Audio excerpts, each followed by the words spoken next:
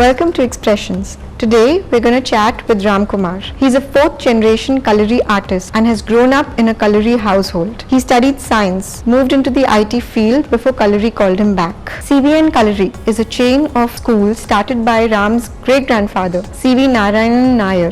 He teaches and holds many successful Kalaripayattu workshops, seminars and feels strongly about bringing the tradition back. Let's get to the episode. Hi. Welcome to Expressions. Thank you so much.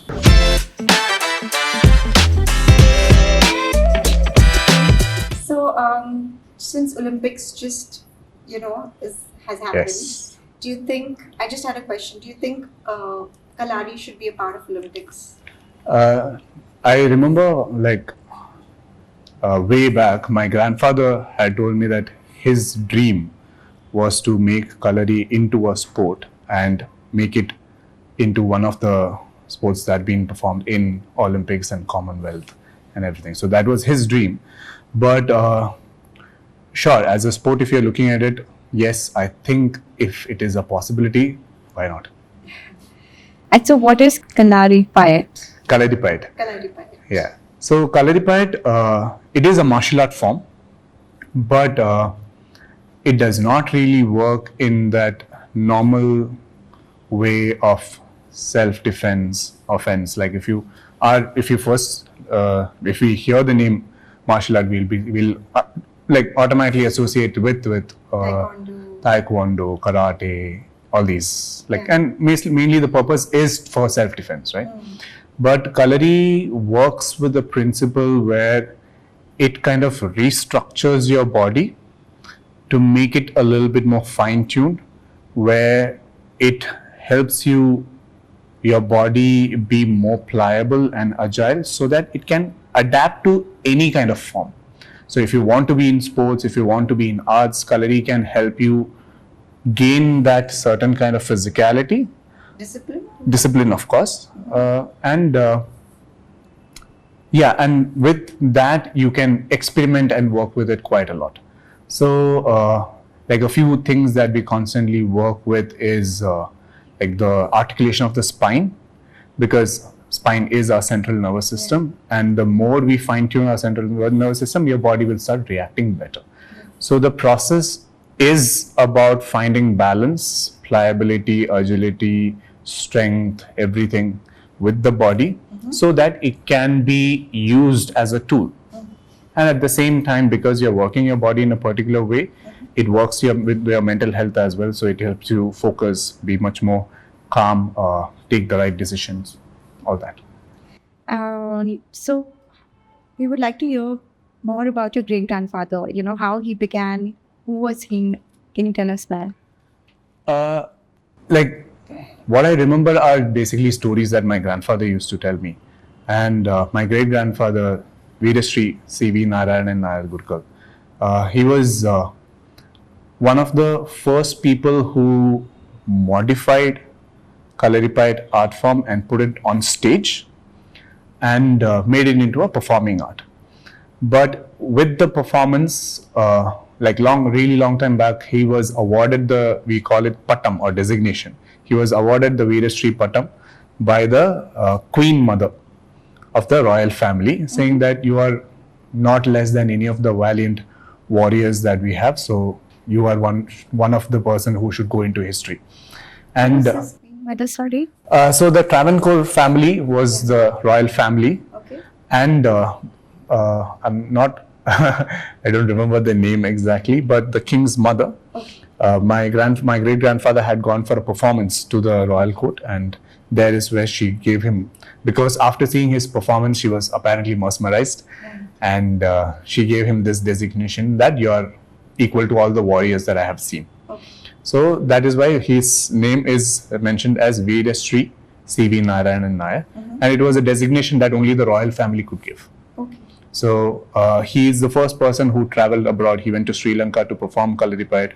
He used to go around with performances, and at the end he would create these small competitions like high kicks and like a sparring session with him. And apparently a lot of wrestlers have come to spar with him and nobody was able to kind of beat him. So there was like these stories that have constantly listened to when I was really young. And have you spent some time with him? Oh, no. He passed away really early. When he was 36 years old, he passed away.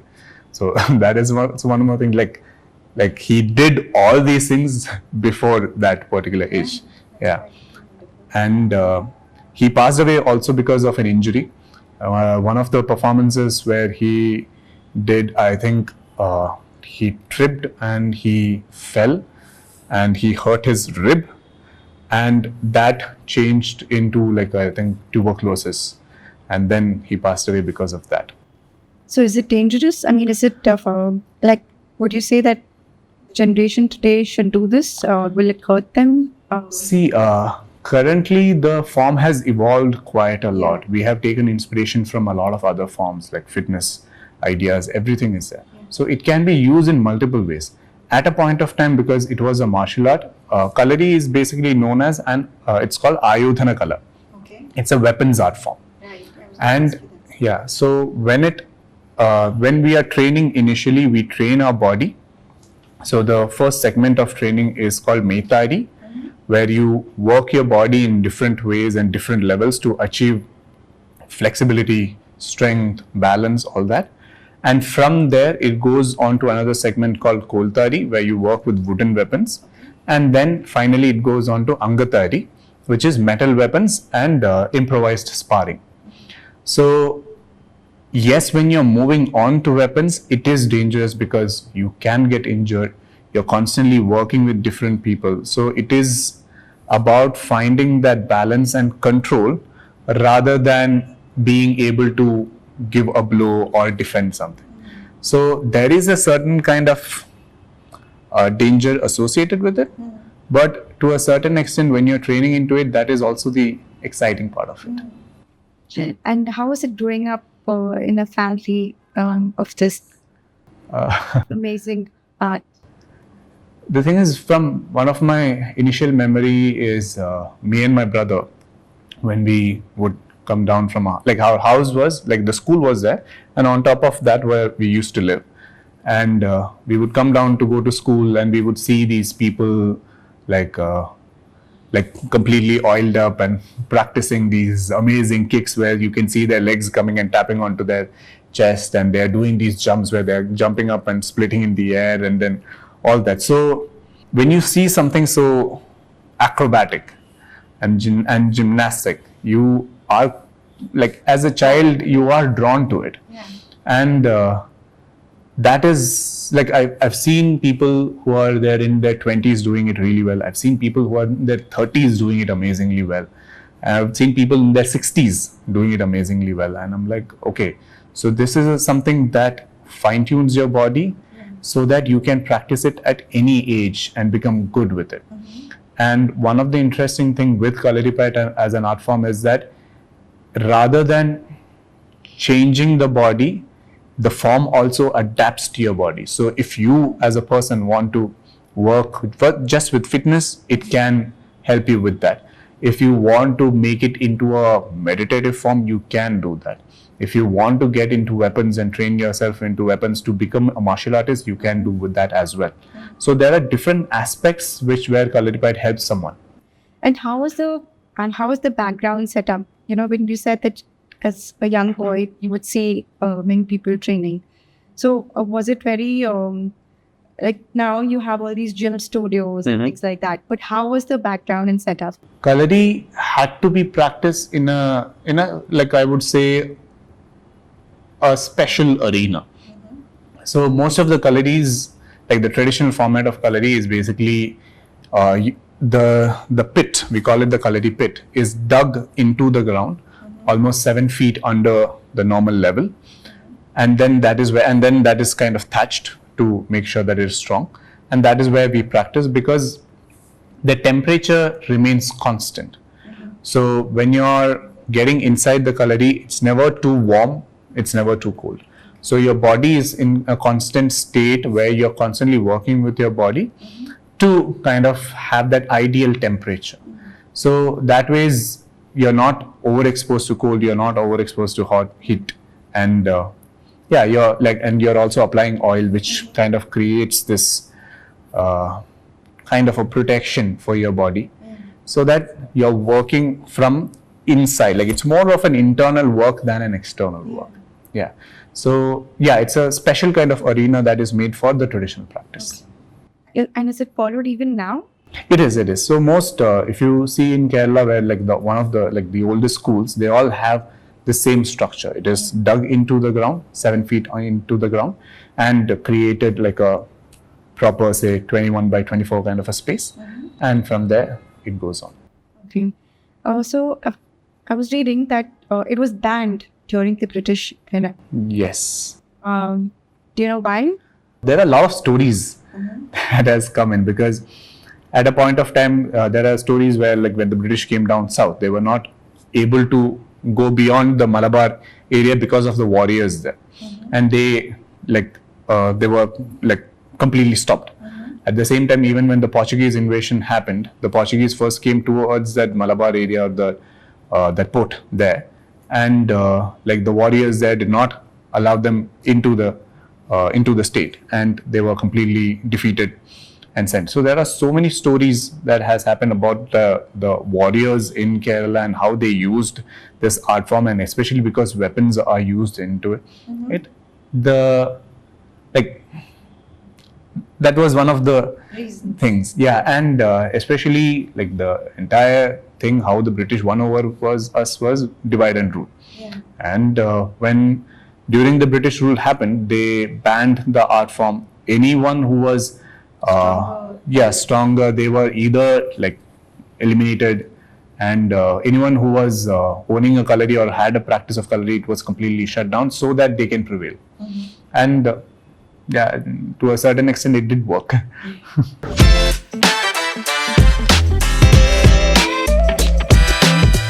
What is the point of practicing Kalaripayattu?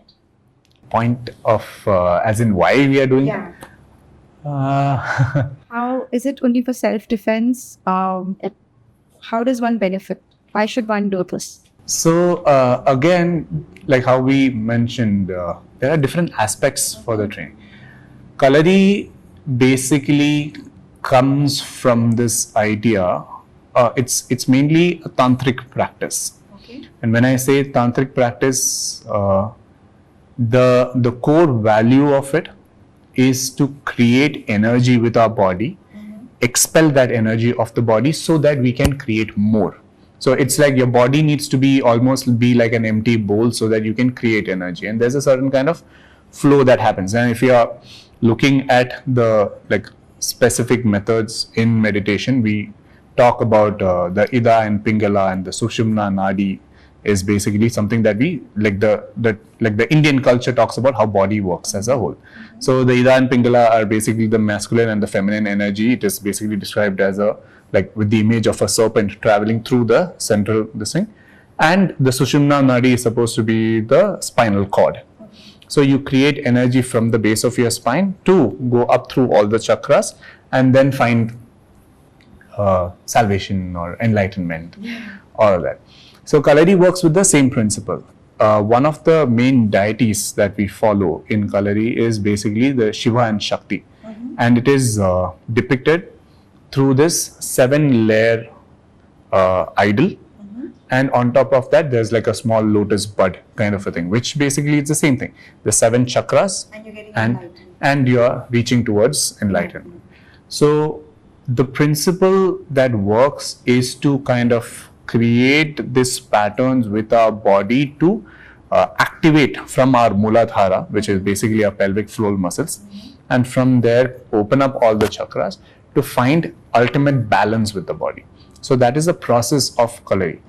And there's also certain theories which says that the monks from the Himalayas basically came down to teach this to different people. So this entire story of how Parashuram came down and he taught 11 Brahmins of different families, and they spread it across. So there's a story like that goes. At the same time, there are also stories where it says that due to the climate conditions up north, because of the cold, the monks basically created this dynamic way of meditation where they move through different patterns to make sure that their meditation process is continuous.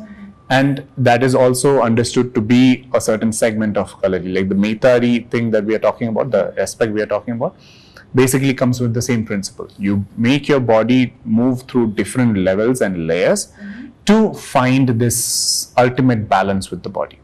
So what are the different levels? I mean, I hear you say that it's about internal and it's about meditation, but you also use weapons here. Right? Yes. So how long does it take to learn this art? And what are the different levels? Like you have black belt and things like that. Is there anything like over here? So the level recognition is basically through weapons again. Okay. So as I mentioned, we first go through this process of Metari, where we first initially start with 4 steps or 4 stanzas. That is the base of Kalaripayattu. Everything works around that. So there is something called Vata Chuvada, where we are creating a circular pattern with our feet. Nita Chuvada, which is a longer step. Then there is Kon Chuvada, a slightly diagonally open step. And Ottakal Chuvada, where you are standing on one leg. Okay. So these 4 things kind of change into Vadivagal. We call it as Vadivagal. It's mainly postures. And these postures are drawn from animal movements. So characteristics of animals rather than how, like a literal, not a literal depiction of how an animal is. So we have like this elephant posture, the Gaja Vadiva, where it is mainly about drawing your pelvis back to have a strong base of movement. Then there is, in the Nita Chuvada, we have Ashwa Vadiva, which is a larger stance to go into a lunge. And the process, what we are working with is to basically find balance through like different feet placement. So when you're going into a lunge, your hip shifts that much. So you need to be balanced in between that. So your hip moves with it. At the same time, keeping your feet firm in that particular position, you move your pelvis towards to both ends so that your body finds better range of motion. So that's what these postures basically do. They strengthen your lower body and they create a certain kind of range of motion and balance for your lower body. Then we go on to Kalikal. We call it as swings. And there are 8 different swings. So there are 4 different stanzas, 8 different postures, and 8 different swings that comes in. Where you're again working with your feet to find wider range of motion, staying on one leg throughout. So you're on one leg, you're finding swing with the other leg, and then you come back to balance. Then you create another range of motion with the other leg to find your balance again. So you're constantly on one leg, finding maximum range of movement with your lower body. And with that, your spine is held in an erect position so that you're engaging your abdomen or your core and strengthening your spine with it. So the swings come into that. Once you finish these 2, you move on to something called Mepayat.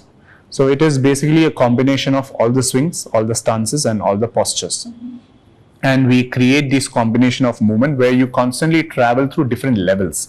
So we start in a low level, then we come up, the body goes up, then it goes down again, it comes up, and suddenly it goes into a jump, and then it again goes as low as it can to find that travel through. So it is constantly moving in a wave-like pattern, creating a certain wave-like movement with your spine to activate from your base, your pelvic floor muscles towards your head, towards the Sahasrara, to find that maximum articulation of the spine.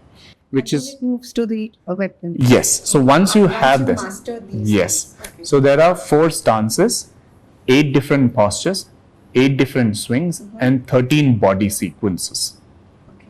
And the body sequences are initially, when you're learning, it will be around 12 minutes to 14 minutes. And what we need, the process is that we increase the speed where it comes under 5 minutes. So you're constantly working and increasing the speed so that you become much more agile through all these levels of movement. And once you finish that is when you start with the weapons. You start with a longer stick, which is around 5.5 to 6 feet. Then we move on to like a shorter stick, which is like 3 feet. Then we move on to a curved stick, which was considered as like a special technique because it was not taught to a lot of people, because the attack or the movements were mainly towards the pressure points of the body. So it has a lot of thrusts and taps, rather than how in sticks we have a hit. In this stick, we had more thrusts and taps that would come in. So that was towards the pressure points. So a lot of people were not taught this technique. Then it moved on to dagger, like a shorter dagger. Yeah. Then it moved on to sword and shield. Mm-hmm. Then it moved on to spear. And the final two things was mace, gatha. And the last one was a urumi, which is a 6 foot long flexible sword. No, what? So you're saying one has to master getting their posture right in order to learn the final stages. Definitely. And I feel that one has to have a lot of patience to go through this. Definitely. You know, how do you think the generation today will be drawn towards this, and what would you do to get them to do this? What do you think? How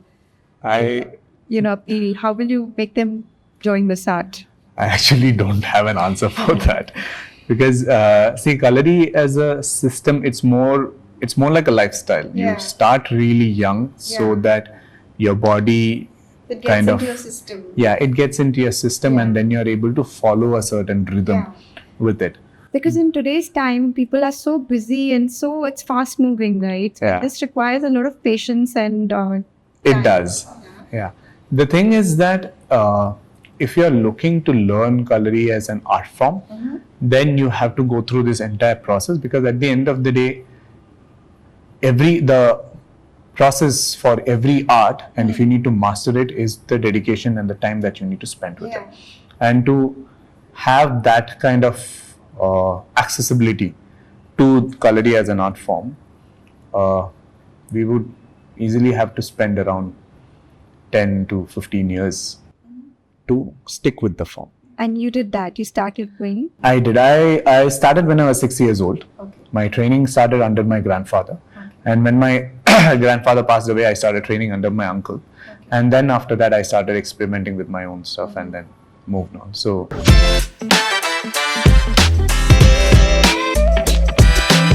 And when you're teaching, how fast are the students learning? I mean, how long does it take for them to...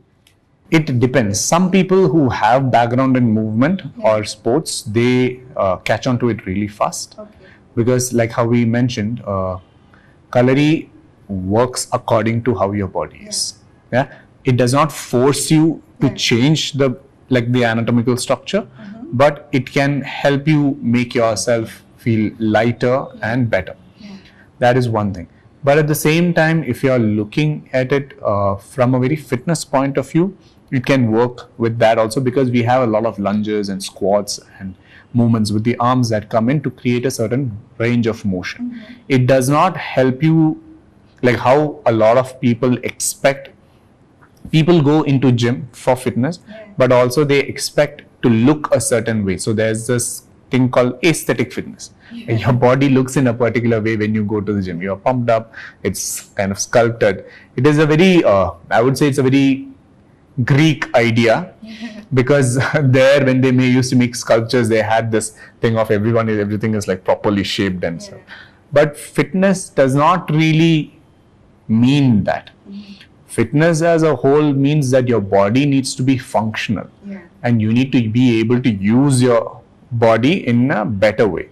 So one of my questions to everyone who asks me why Kalari is that I ask them, if you have to scratch your back, and if you have like big arms, and if you're not able to reach your arm to scratch your back, then what is the point? This thing, if you're not able to bend down and pick something from the floor, and you need someone to do that for you, what is the point? So then you're not fit. You don't have that range of motion. You might look a particular way, but there's nothing that's helping you. We are not going to go and lift 150 kgs every day. It's not like we have to carry our bike and walk around, right? So the thing about fitness, from it's just my perspective, I might be completely wrong. But the thing about fitness is to make sure that your body is functional to the maximum extent, and you can use your body for anything that is required. Whether you want to suddenly move into gymnastics, your body need to be ready for that. Whether you want to get into dance, you have to be ready for that. If you want to get into like a sport like football or cricket, your body needs to be responsive, and that kind of variety that we can do with our body, because at the end of the day our body is basically a tool that we can use for anything, and your body needs to be adaptive to be able to do all these different things, and a form like Kalari will help you do that because it works with this wide range of movements.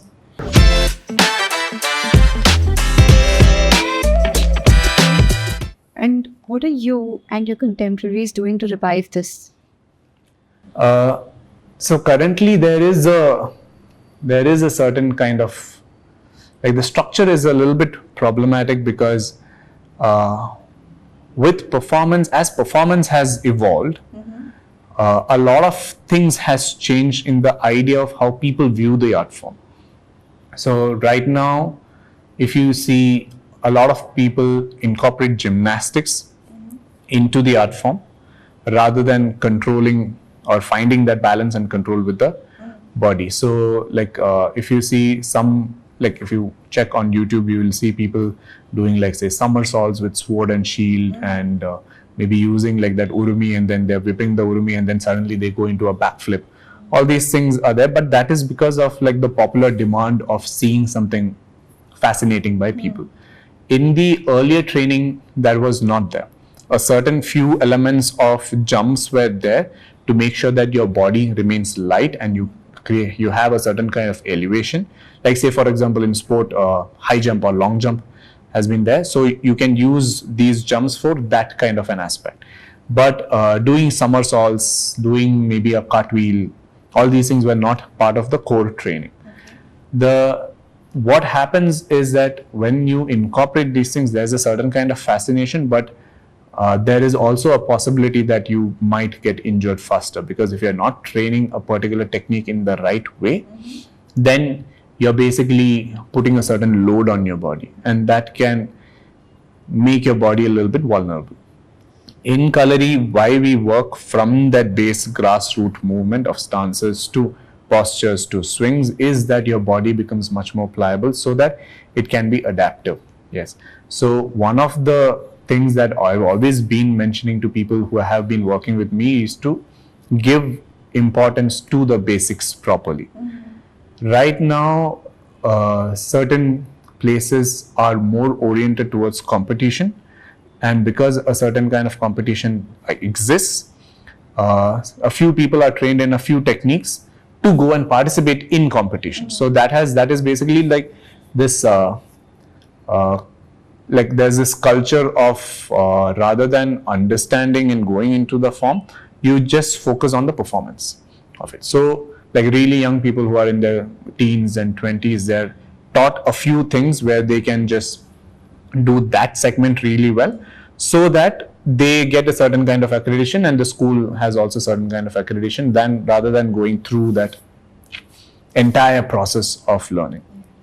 One of the recent incidents that happened is, like, I was working on a project where I wanted to work with 6 or 7 different Kalari artists to come together. So there was like an audition process that was happening where I asked a lot of people for videos of different weapons. Like, as I mentioned, there are like 8 different weapons that we work with.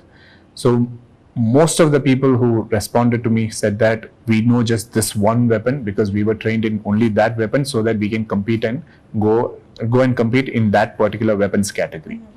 But we haven't been taught any of the other stuff.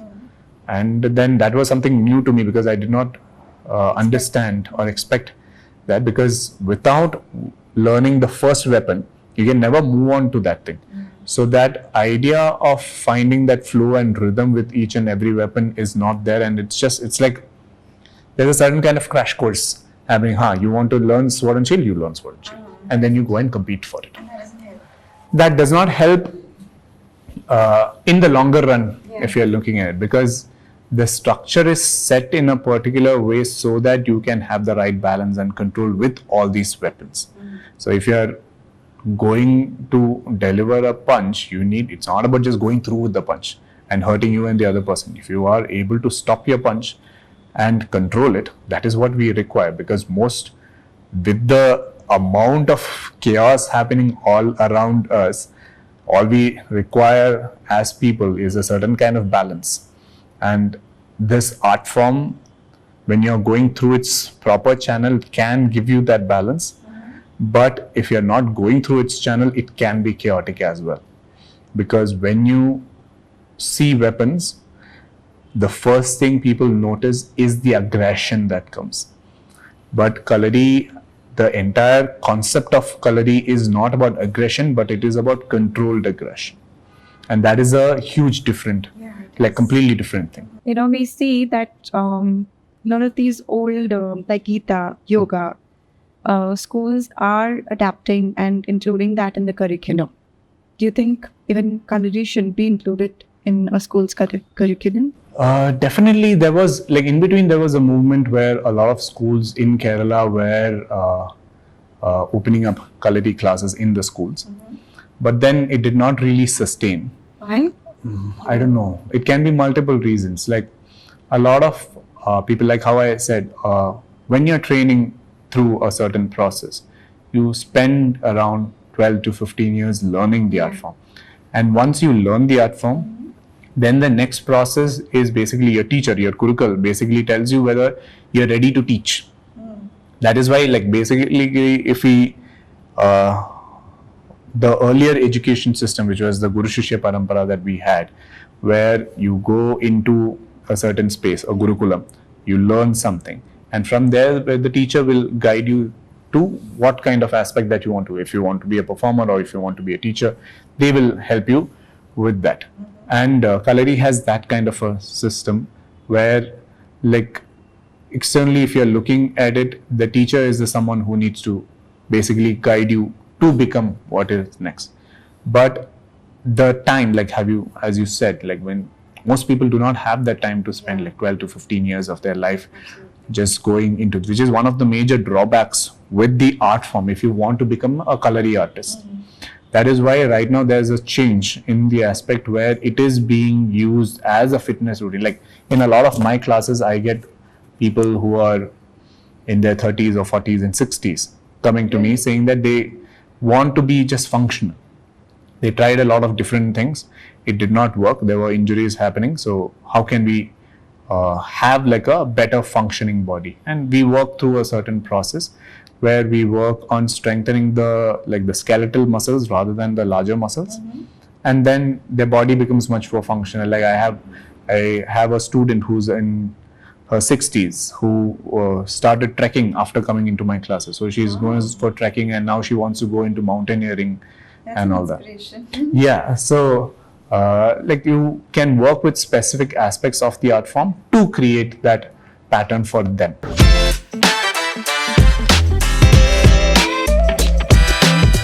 So in an interview with the Bollywood actor Tiger Shroff, he says he found Kalari one of the most challenging and also stated that it's the mother of all martial arts.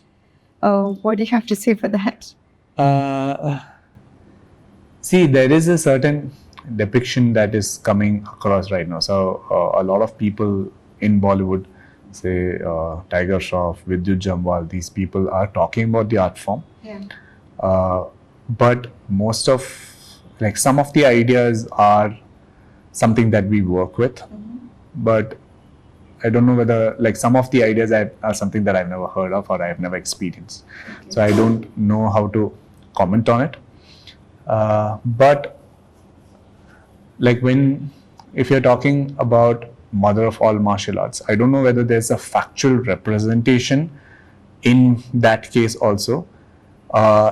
In the Vedas, there is mention of an art form. In Dhanurveda, Dhanurveda is basically the art of using weapons. And in that, there is, there are factual representation saying that bow and arrow, use sword and shield, spear. That is also what we've seen in like all our mythological stories or Ramayana or Mahabharata, where they use these weapons. And Kalari uses these weapons. So that is one of the association what mostly has come in, saying that this is the martial art which existed. At the same time, the story of how Parashurama came and taught this art form. At the same time, there is a story about Krishna being a Kalaripayattu artist and he's taught his Nayara and Isena this art form. That is why they were so feared by everyone. So there are these stories that has constantly been there, but because our system as a whole did not always had this idea of Guru Shishya Parampara, where the techniques were taught orally rather than documentation, there's a lot of things that's been lost. And if you see how Kalaripayattu as an art form still exists, if you see some schools teaching in the north and some schools teaching in the south, it looks completely different. Yes. What is the difference? The difference, I think, is the teachers. Every person, when they teach, because they've been taught in a particular way, they acquire the knowledge in their own format. And then they teach that same format to the children who comes to them. And the children perceive it in a particular way and this. So there is a constant evolution or change that is happening with the art form, which is great. But it also asks the question, where are a lot of detailings being lost in that? Because if a particular teacher is not able to do a particular technique or hasn't been taught a particular technique, when he starts teaching it to the students, that technique is gone. Then it is something else that comes in. So right now, there is that gap that happens with the training in different schools. Like some schools train mainly on working with the postures, and some schools work with a lot of jumps and kicks. And if you see the performers that comes from these different schools, you will see a change in how they are using their body with the art form, even though it's the same art form. And that standardized structure that was basically created during the 1950s, there was a standardized structure created, and the Kerala Kalaripayattu Association was formed by my grandfather under the Kerala Sports Council, and they created a certain kind of syllabus so that everyone follows that same structure, so that it comes out the same way, so that there is not a marginal difference in how it looks. But again, that kind of dispersed off, and now like this, like that variation or this change in the movement format still exists. And have you trained any actors, celebrities? Share some experience. Yes, my first stint with training an actor was a few years back. I had worked with this actor Arjun Kapoor, and that was for his first film, Ishaqzadeh, if I'm correct. So I did train him for that. And my latest was I worked with the Tamil actor Surya. I worked with him for a year, and he was supposed to do one film called Vadivasal, and it was supposed to be for that. Okay. So yeah. What was it like? Were they able to adapt easily? With Arjun, yes, he was very dedicated. He used to come for classes regularly, and he worked really well. When he was really young, I think he was a little hefty, but then he worked out. Like what he told me was, he started working with Salman Khan, and then Salman Khan helped him to become much more fitter due with weight training. But we started working on a lot of mobility routines with Kalari, and then the result is what we see in the film. With Surya sir, I had like a superb, amazing experience. I found him to be a very gentle person as a whole. Like he would come into this space, even though he's like a superstar, he would come into the space as if like a new person, like a humble, like a kid comes in, and he was so curious about everything. He would ask me questions about what is this, why are we doing this, all these things. And that is something which is very refreshing. And for me as a person, I love it when people ask me questions, because it kind of forces me to question and observe myself to come out with answers. And when somebody does that, and somebody who's in his space does that, that was a very enriching experience. Yes. Okay.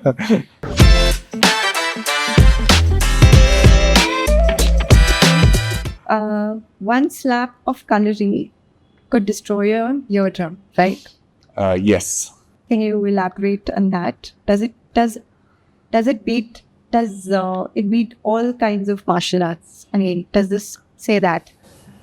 See, if we are looking at the modern techniques, right, the most modern thing is MMA, which is a mixed martial arts, where people have adapted a lot of different techniques. And it is mainly for fighting. Kalari was basically a martial art form, which when it persisted, it became more of like it was used in guerrilla warfare quite a lot. So guerrilla warfare, the idea is that you basically hide and go into attacks. So if from a very static position, you need to immediately move into a completely dynamic position. So the training also works with that. But one of the aspects that we work quite a lot with are the pressure points.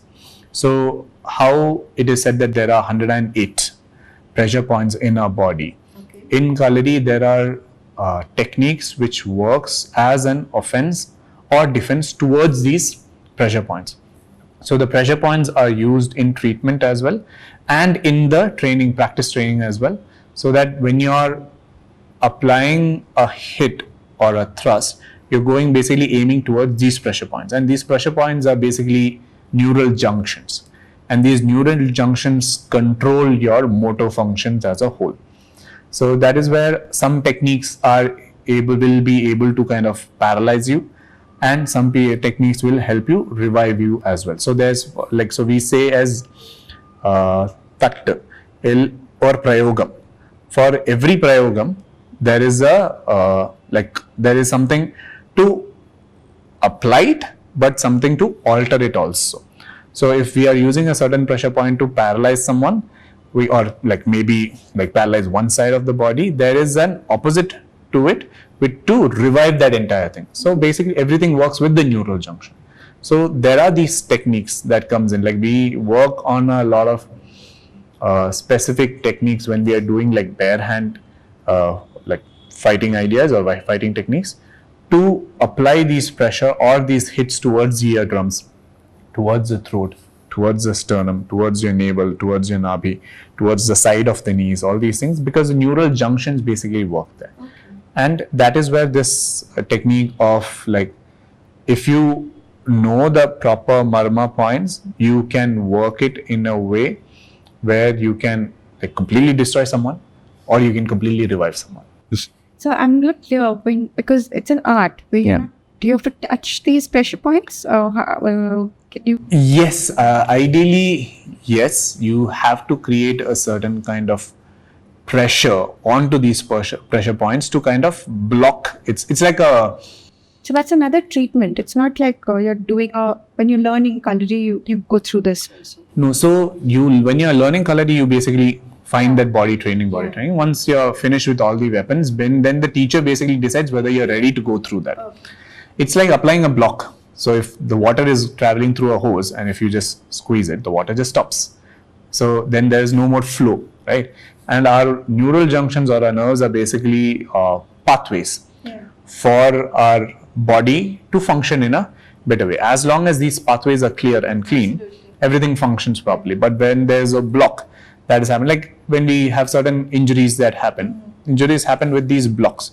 So that if there's something of a block happening in your arm, you might not be able to completely, if I press here, automatically my fingers are bending with it, because there's a block that I'm creating with this and my fingers are not fully active. But if I release it, everything starts functioning properly. That's all. That's what these neural junctions basically do. And it is used in treatment quite a lot, because when you get a certain kind of a hit or an injury which blocks these pathways, those pathways need to be cleared out. And we use certain kind of manipulation with the body using certain kind of pressure, so that these signals are sent back to its normal, pattern. Correct. Is there some pressure points for stress release also? There are. So stress is mainly so common now, right? It is very common now. So again, it is some people say that because there's not proper airflow and proper blood flow throughout the entire body is why people get stressed. And it can happen with even the smallest thing, like sitting in the wrong position, standing in the wrong position. currently we as people, our body alignment is so much like that, where our head is a heavy object. And you're basically putting it down off alignment, where it creates a lot of stress around your neck. And that cuts the flow of blood and the flow of oxygen into your brain, which creates a certain kind of pressure. The idea is to make sure that from here we basically open up our body into that. So stress management, one of the easiest thing is breathing. Something that I constantly speak about in class is the way people breathe right now. Shallow breathing is something that most of us are used to. Our breath is basically in like this smaller rhythm. We go in like, this is the pattern that most people use. But our body is basically, the body is basically like a pump. Yeah? It needs to be open and the breath needs to flow in. That is when everything will function. So the ideal breathing pattern is basically, that is what the ideal breathing pattern should be. So once that breathing pattern clears, and Kalari works with a lot of different breathing patterns to find movement, because when you're traveling through these dynamic postures through different levels, your body needs to accept a certain kind of pattern that comes with the body. Like in yoga, when we are training, we work with a certain kind of rhythm in breathing, and then the body moves through that. In Kalari, it's right opposite. Your body moves through that, and the breathing is accepted by the body through that process. It's like running a 100-meter race and a marathon. When you're a 100-meter race, you have a certain kind of end point goal. So you know that you have a specific breathing pattern and you run towards that. So then it can be like a faster breathing pattern, or somebody will go into like and then they shoot it out. But in a marathon, it is about creating a rhythm. For the first 1 kilometer, you might find a certain kind of rhythm. And then after that, your body will slowly start opening up, and then the body starts leading the breath. And which is what is an ideal situation for us, because according to how our body is taking positions, our body needs to find its own breathing pattern. For example, if I'm here, my entire rib is open. I'll be able to breathe much more. But if I'm here, I'm holding a certain kind of tension here, and my breathing pattern will be a little bit more controlled. But if I'm here, my entire rib is closed, that means that my breathing is much more shallow. It goes into that thing. And these are changes that happens with how we are holding our body position. And with Kalari, what we constantly work on is the position of our spine. And when our spine is, yes, and when the spine is held in a particular way, your entire body opens up according to it.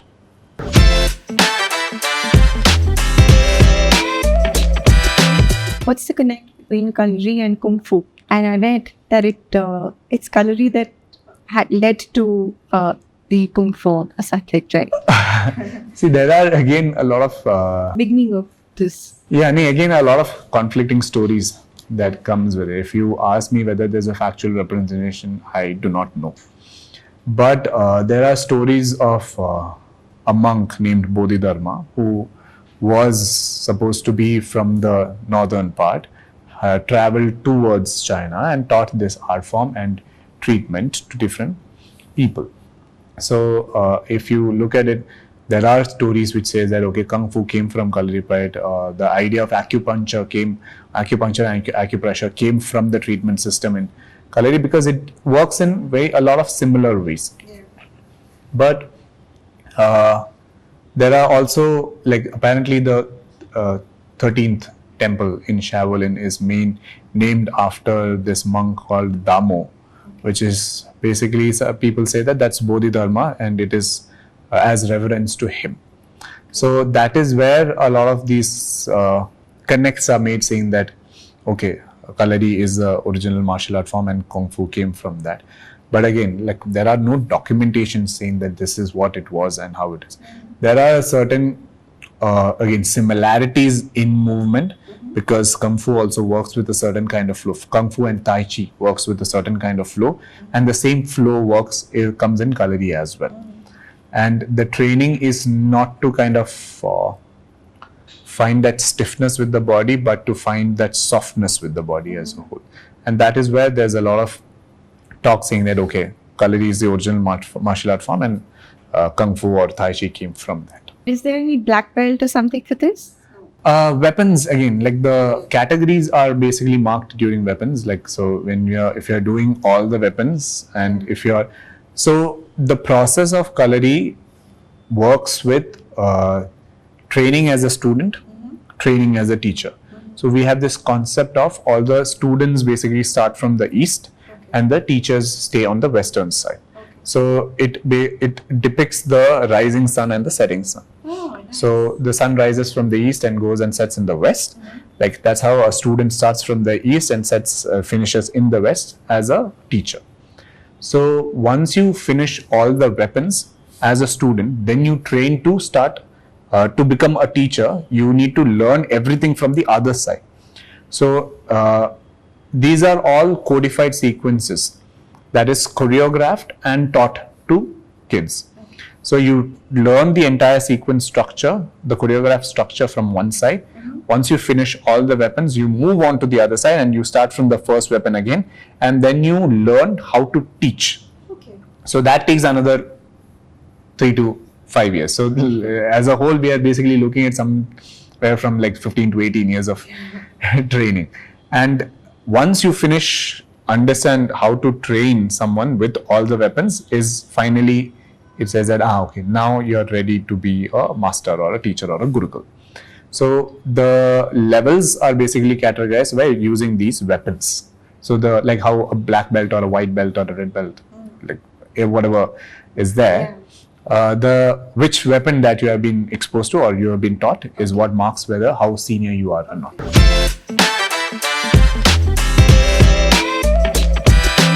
And you've done, you studied science. Yes, I did my BSc in electronics. So I have a degree in BSc electronics, and after that I did a postgraduate diploma in alternative medicine. So you work with a lot of children, teenagers. Yes, I do. How's your experience been? And have you seen any positive examples? Can you share something not? No. Currently, if you look at teenagers, they have their own interests and requirements. People who are really into sports or maybe dance or something like that, they have this curiosity towards the form. But like the other children who are not more academically oriented, they constantly have that thing. It's basically this interest towards physicality as a whole. So when you're working with kids who are interested in sports, it becomes really easy, because once they see that what kind of benefits that they are getting from the form, they get inclined more towards it. And Kalari works with this, like the full body coordination as a whole, which is very important for a lot of sports. Right now, like if say for example, if you're playing cricket and if you're a batsman, you need to basically your front foot and your eye coordination is very, very important, so that you kind of assess the line of the ball and then you play through the line. Like if you're a football player, this quick response of the feet with the body and the hips is very important. So these things does help come in Kalari quite a lot, where your body is constantly going through different patterns of movements, making your body accept these movements faster. So that way is working with children who are into sports, that is like quite easier comparatively, because they automatically get inclined towards that. And how about women? Should they learn this art? Definitely, because the thing is that Kalari as a form, it is, I would say, or like for other than me, my teacher used to tell me that Kalari as a form is more suitable for women. Why? Because like if you look at the body as a whole, I would say women have softer body. Like the body as this thing, when they were holding, then they're talking, then they're walking, there's a certain kind of softness.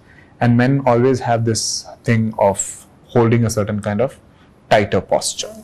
And Kalari basically works with softness of the body and softness of the spine. We have a lot of these movements where the spine basically connects through the movement to create a certain kind of pattern of soft, easy movements. Flexibility. Flexibility, of course, because the flexibility basically depends on how much freedom your joints have.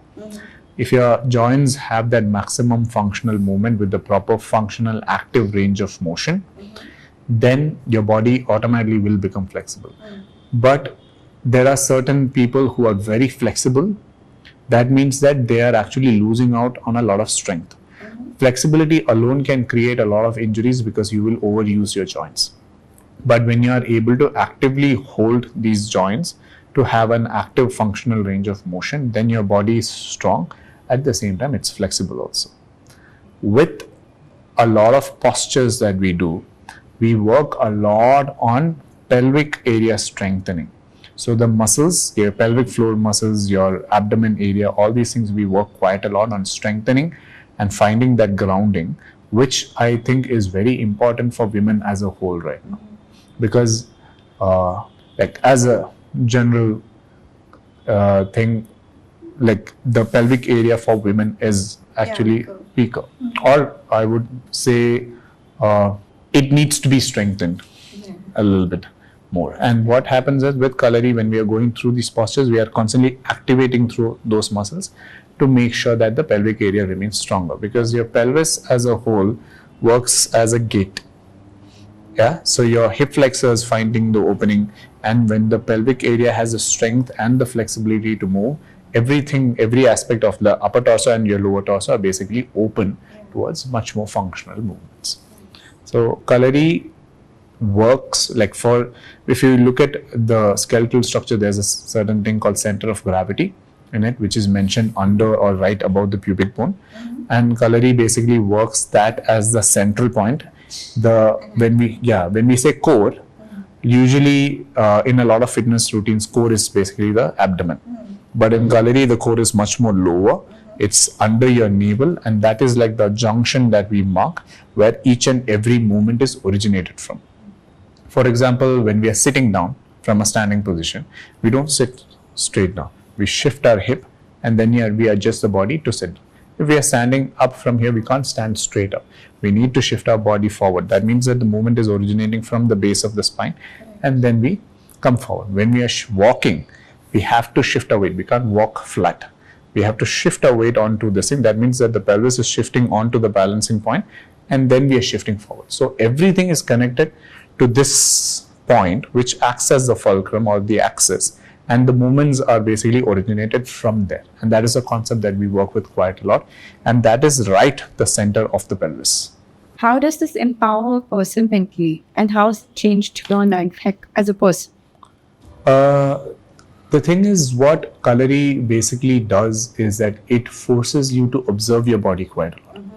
And when we start observing ourselves, we does not just observe physically, but we start observing each and every pattern that we do, like whether it can be the decisions that we take, how we are doing a certain thing. It can be as simple as how we are brushing our teeth or writing a note. Yeah? And when we start observing these things, we start understanding quite a lot about ourselves. And then we are focused not about the external aspects, but the internal aspects. And that is the process of Kalaripayattu as a whole. It starts externally when we are using your body. But as we progress, everything shifts internal, of how body is finding movement through these internal stimulations. And that is what works quite a lot, which helps you focus on yourself and finding like a neutral body or neutral, I would say, with everything, the way we respond to people, the way we talk, everything starts changing. There's a certain kind of softness that comes in when you speak. Really? I don't know, like this is something that I've experienced. Like when somebody is in tune with them, we see a lot of aggression all around us. Whether it be traffic, meeting people, there's this constant need for everyone to prove. And when you are in balance, when you're in sync with yourself, I think your requirement is always to prove yourself to yourself, rather than proving what you do to others. So then that creates a certain kind of like it's like a need for yourself, not for someone else, and that gives you a certain kind of easiness.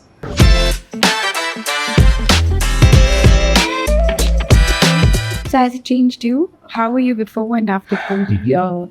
Have you evolved?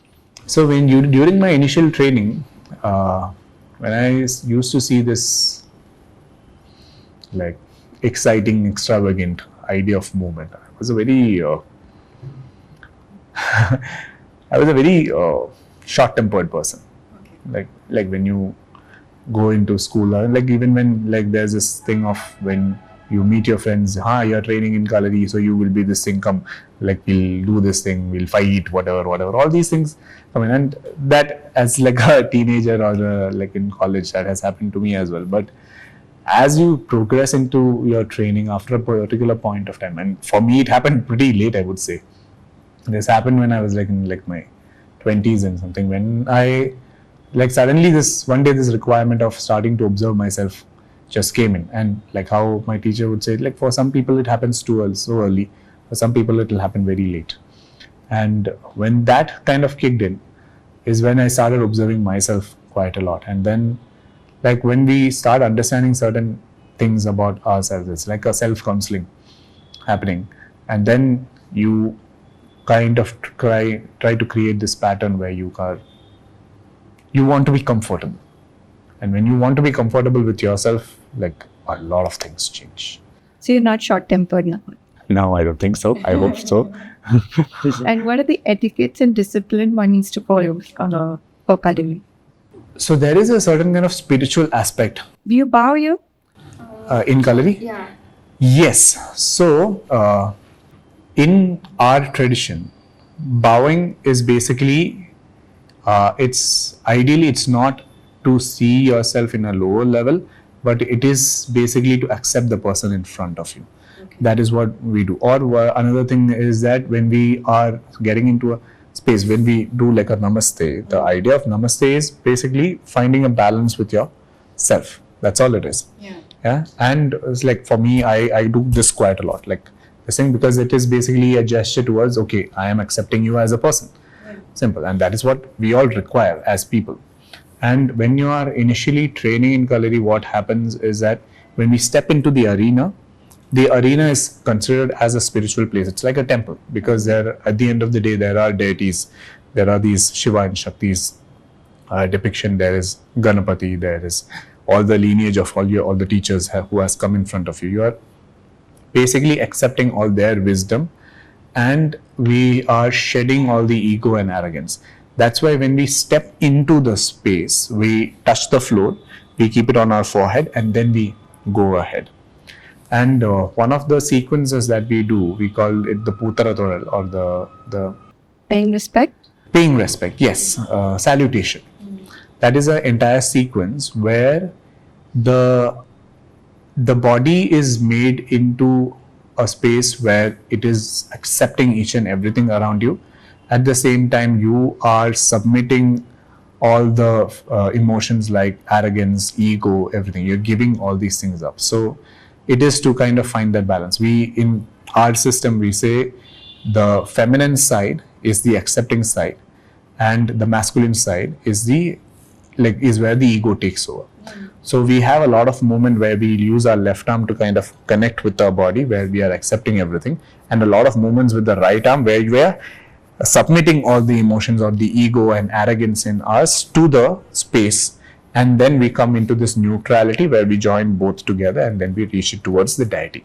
Wow. So yeah, so that's this concept of shedding all the unwanted emotions and finding a neutral balance.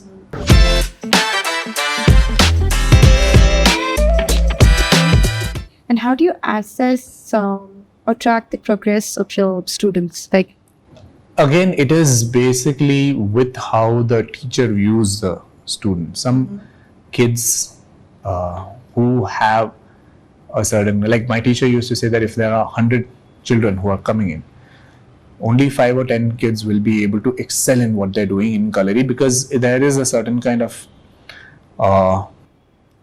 skill or like a certain kind of dedication that is required towards this. different people see it in different ways, how like their life is structured, and we cannot tap into that. Let's say at a point of time when we were learning, we had, like my teacher would, like if I do something wrong, I would used to get properly hit. But now there's no, the same. We have to work and make them understand the importance of what we are trying to do. And certain kids really respond to that, and certain kids have their own, what do you say, like reservations.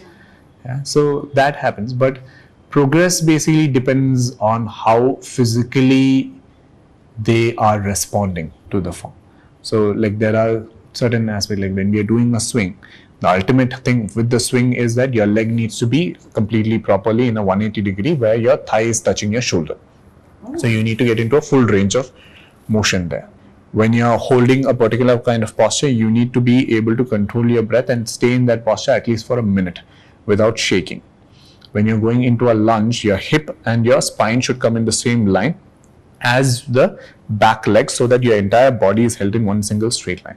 So when you achieve these things, your body starts opening up. These are the indications that, okay, now the system is basically getting into the body. It's tapped in now. Now from there, we basically build on. The fear of making mistakes inhibits our potential. So what do you feel about it, and how do you think your grandfather felt about it? Did you have any discussions like this? See, my grandfather was more than me. For more than being a grandfather, he was more of a teacher to me. So at a point of time, there was not many conversations we've had. The conversations that we've had and was mainly when he started falling sick, is when he would call me to his bedside. He would sit me there and he would start telling me these different things of how all these practices need to be like. And one of the main thing that he's told me is that making mistake is basically knowledge for us. And the more mistakes that we make, and if we are ready to accept those mistakes, then we start learning quite a lot from them. But if we are making a mistake and then we are saying that, okay, that is not a problem, not acceptable, that thing, then we're just creating a barrier around ourselves. And You're not growing. yeah, simple that. So it's like expose yourself to everything. Try to learn everything as much as you can. The more you learn, the better you will be, and the better you will start understanding. And when I was really young, I used to be like too excited. I used to be too hyper. So I wanted to do a lot of things. I wanted to go into football. I wanted to go into gymnastics, and I always thought that okay, because I'm training myself in a particular way, I was kind of invincible. Nothing will happen to that. That was not true. When I got into gymnastics and without proper training, when I went for it, I got injured. My spine basically got dislocated, and like my L3 and L4, which is supposed to be like this, it got twisted like that, and like there was a major injury. But when I went through that treatment and all these things, with injuries, what we learn is to take care of ourselves better. So again, if I am saying that okay, I've got injured, now I'm not going to do anything with it, again I'm stopping myself. I'm putting a barrier around me. But at the same time, if I get injured and then when I'm finding a way to come out of it and learn from that, then your body starts responding much more better, because then you are much more open to things. Yeah.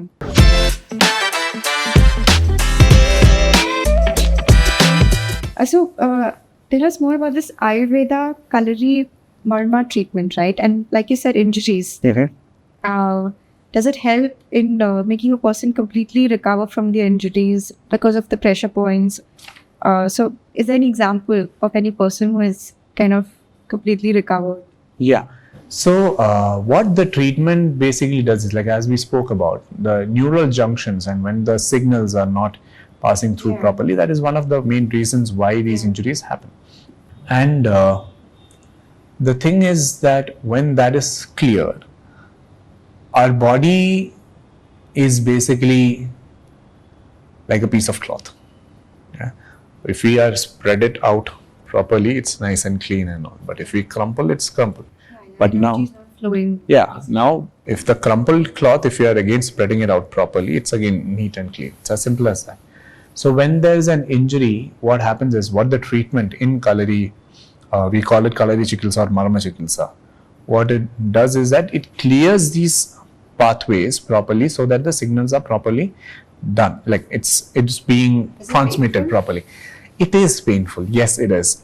It's very similar to like how physiotherapy or acupuncture or acupressure that like works. It clears these pathways. But what we do is we apply oil and then we manipulate the tissues there around so that if there's like a block or inflammation, it kind of clears out and then everything is functioning smoothly. So technically, if you're speaking about it, it's about with pressure, what happens is the body basically sends a signal saying that, okay, there is pain here, you send in the white blood cells, everything clears and there's better blood circulation. When better blood circulation is happening, everything starts functioning. It's like clearing a drain.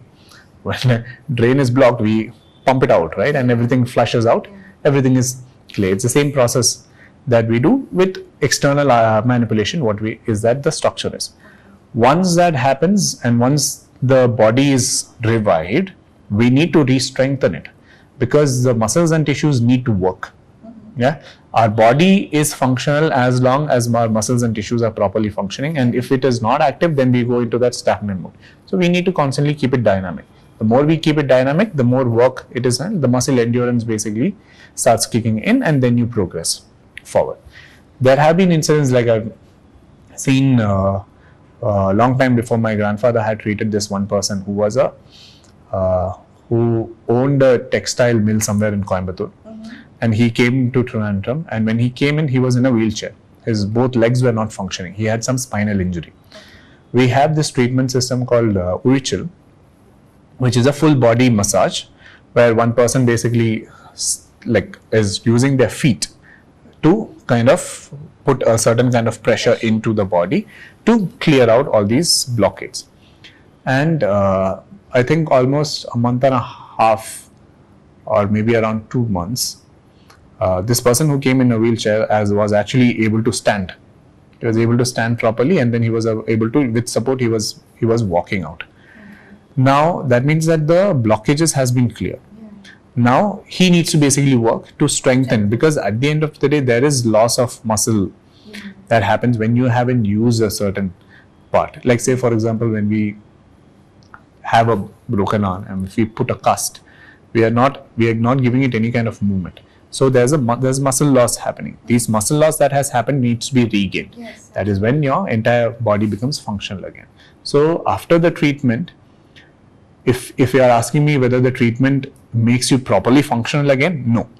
It clears all the blockages and it helps you send the signals properly again. Now we need to work on ourselves to strengthen our body back to its normal. Yes, that is the system that comes into play. What are the misconceptions about Kalari? Have you heard or come across it? Oh yeah, there's a lot of misconceptions, let's say. Again, see, the thing is that to popularize a certain thing, currently there is a requirement for a fantasical aspect to it. And like a lot of people are kind of feeding on that as well. When it is made to look in a certain way of exotic city, people are more drawn to it.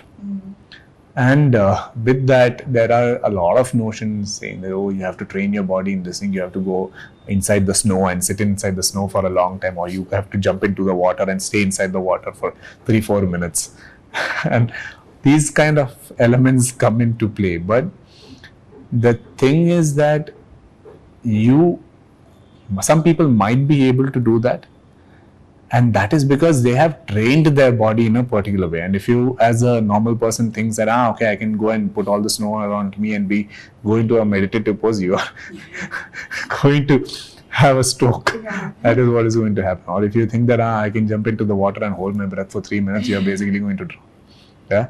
So everything has a process.